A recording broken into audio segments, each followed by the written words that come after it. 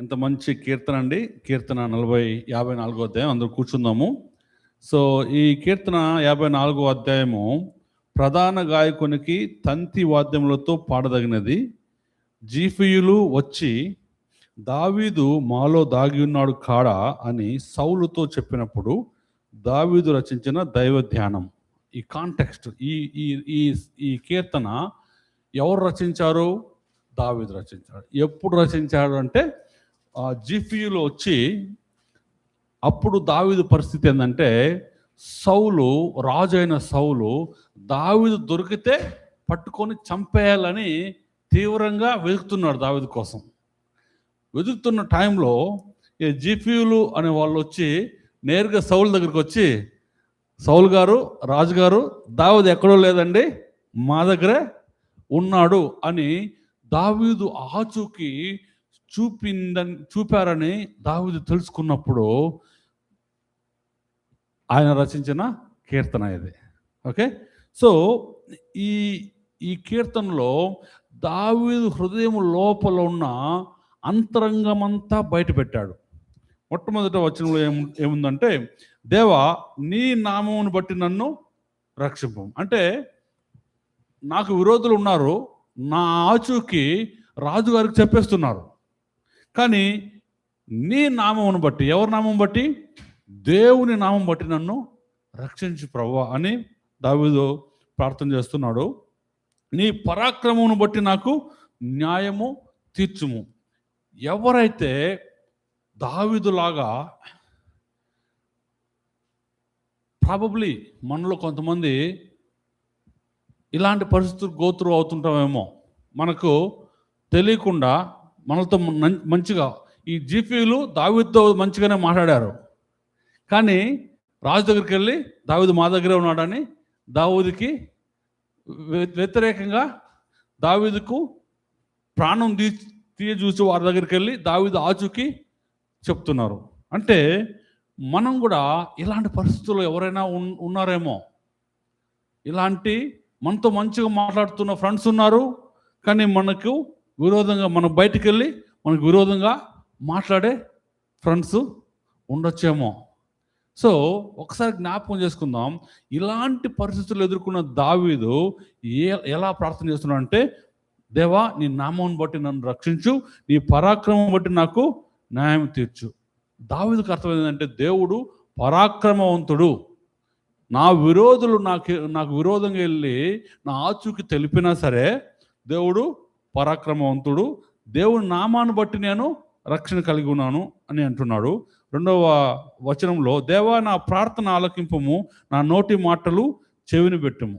అంటే దావీదు హృదయ అంతరంగంలోంచి ప్రార్థన చేసిన, ప్రభువా నన్ను రక్షించు ప్రభువా, నీ పరాక్రమం బట్టి నన్ను కాపాడు ప్రభువా, న్యాయం తీర్చు ప్రభువా అని అంటూ, 3వ వచనంలో, అన్యులు నా మీదకి లేచి ఉన్నారు, బలాఢ్యులు నా ప్రాణము తీయజూస్తున్నారు, వారు తమ ఎదుట దేవుణ్ణి ఉంచుకున్న వారు కారు. అన్యులు అంటే మీనింగ్ ఏంటండి? దేవుని ఎరగని వాళ్ళు, అంతేనా? అన్యులు అంటే దేవుని యొక్క నామాన్ని ఎరగని వాళ్ళు, దేవుని యొక్క పరాక్రమాన్ని ఎరగని వాళ్ళు, కానీ వాళ్ళు బలాఢ్యులు అంట. వాళ్ళు దావీదు కంటే బలం కలిగిన వాళ్ళు అంట. సే అన్యులు, బలాఢ్యులు నా ప్రాణం తీసేస్తున్నారు అంటే అర్థం ఏదో కీడ్ చేస్తున్నారని కాదు. ఇక్కడ ఆయన దావీదు యొక్క ప్రాణాన్ని తీయడానికి చూస్తున్నారంట వాళ్ళు. అయితే వాళ్ళు తమ ఎదుట దేవుణ్ణి ఉంచుకున్నవారు కాదు. అంటే వాళ్ళకి దేవుని గురించి తెలియని వాళ్ళు, దేవుడు అంటే వాళ్ళకి తెలియదు, దేవుని అంటే భయం లేదు వాళ్ళకి. అలాంటి వాళ్ళు నా ప్రాణం తీయడానికి చూస్తున్నారు దేవా. 4వ వచనంలో, ఇదిగో దేవుడే నాకు సహాయకుడు, ప్రభువే నా ప్రాణమును ఆదరించేవాడు.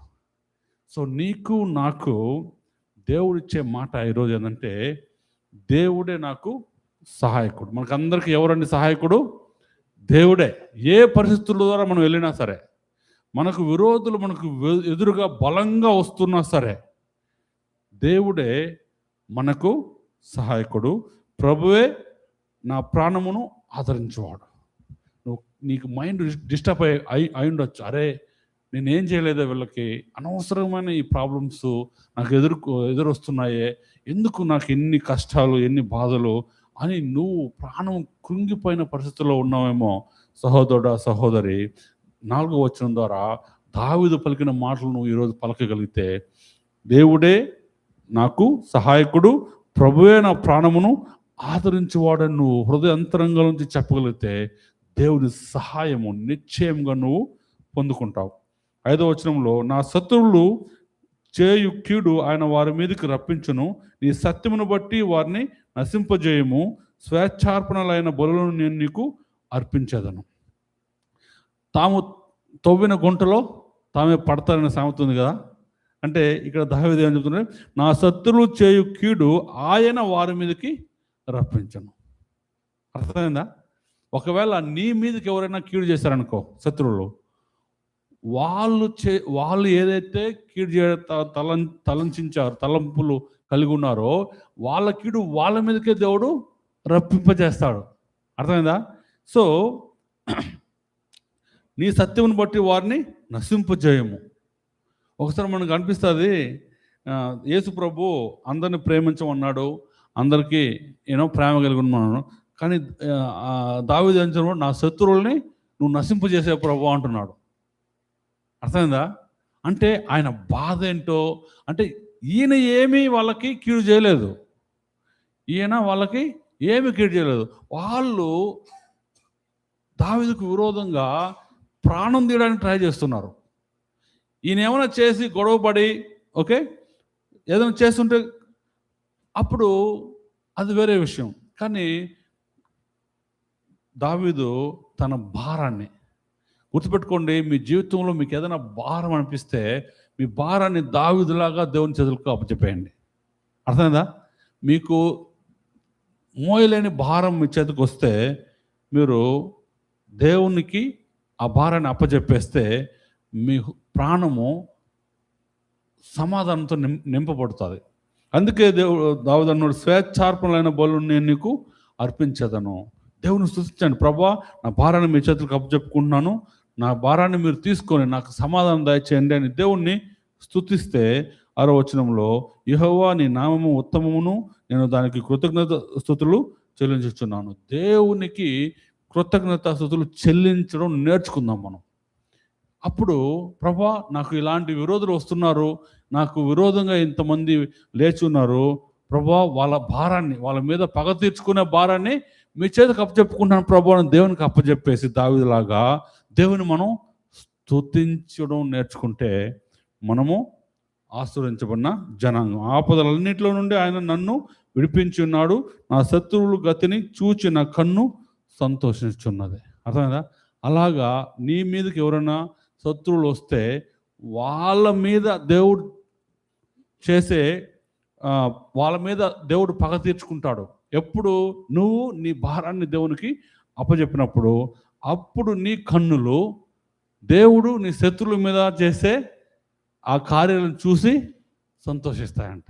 నువ్వేమైనా చేసావు నీ శత్రువులకి? నువ్వేం చేయలా. నువ్వు నీ శత్రువులకి ఏ కీడు చేయలేదు. కానీ నువ్వేం చేసావు? నీ భారాన్ని దేవుని చేతికి అప్పచెప్పినప్పుడు దేవుడు వాళ్ళు తవ్విన గుంటలో వాళ్ళే పడే విధంగా చేసినప్పుడు అది నీ కన్నులు చూస్తాయి. దావీదులాగా. నా ప్రియుడా, నా సహోదరుడా, నా సహోదరు, ఎవరైనా మీరు ఇలాంటి పరిస్థితుల్లో గోతువుతుంటే దయచేసి జ్ఞాపకం చేసుకుందాం, దేవుడు మనకు ఆశ్రయ దుర్గము. మనం ఎప్పుడైనా దేవునికి మొర పెడితే ఆయన మన మొరకి వినడానికి సిద్ధంగా ఉన్న దేవుడు. మనం అందరము దేవుని సన్నిధికి వచ్చున్నాము. దేవుని యొక్క ప్రసన్నత మన మధ్య ఉంది. మీకు ఎవరైనా కీడు చేసి వచ్చుంటే వాళ్ళని మీకు దేవుడు ఇప్పుడు గుర్తు చేస్తుంటే దయచేసి చిన్న ప్రార్థన చేయండి. ప్రభువా, నా భారాన్ని మీ చేతికి అప్పచెప్పుకున్నాం, నాకు అనేక మంది శత్రువులు నాకు విరోధంగా వస్తున్నారు, వాళ్ళందరి భారాన్ని మీ చేతులకు అప్పచెప్పుకున్నాను, వాళ్ళ మీద మీరే పగ తీర్చుకున్నాను, నేనేమి చేయను ప్రభు, వాళ్ళని మీరే నాకు విజయాన్ని దయచేయమని చిన్న ప్రార్థన చేసుకొని ముగిద్దాం. సర్వశక్తిమంతుడా, అయ్యా, మీ సన్నిధికి వచ్చిన ప్రతి బిడ్డని, మీ సన్నిధికి వచ్చిన ప్రతి వ్యక్తిని, కుటుంబాన్ని మీ సన్నిధికి తీసుకొచ్చిన మీ బిడ్డలందరినీ మీరు ఆశీర్వదించండి నాయన. అయ్యా, మాకు విరోధంగా అనేక మంది ఈ లోకంలో అయ్యా దేవుని ఎరగని వారు, దేవుని నామాన్ని ఎరగని వారు, అన్యులు ప్రభువా, నైనా మాకు విరోధంగా లేచిన ఒక్కొక్కరి భారాన్ని మీ చేతులకు చెప్పుకున్నాం అయ్యా వాళ్ళతో మీరు డీల్ చేయండి అయినా. మా భారాన్ని మీ చేతులకు చెప్పుకున్నాం. పగ తీర్చుకున్న వాడిని నేనే, నీ భారాన్ని నా మీద మోయమని వేయమని మీరు చెప్పుండగా మీ వాక్యంలో మా భారాన్ని మీ చేతులకు అప్పచెప్పుకున్నాం. అయ్యా మీరు మాకు అందరికీ విజయాన్ని దయచేస్తున్నారని విశ్వాసంతో మిమ్మల్ని స్తుతిస్తూ యేసుక్రీస్తు పరిశుద్ధ నామంలో అడుగు పెట్టుకున్నాం తండ్రి. ఆమేన్.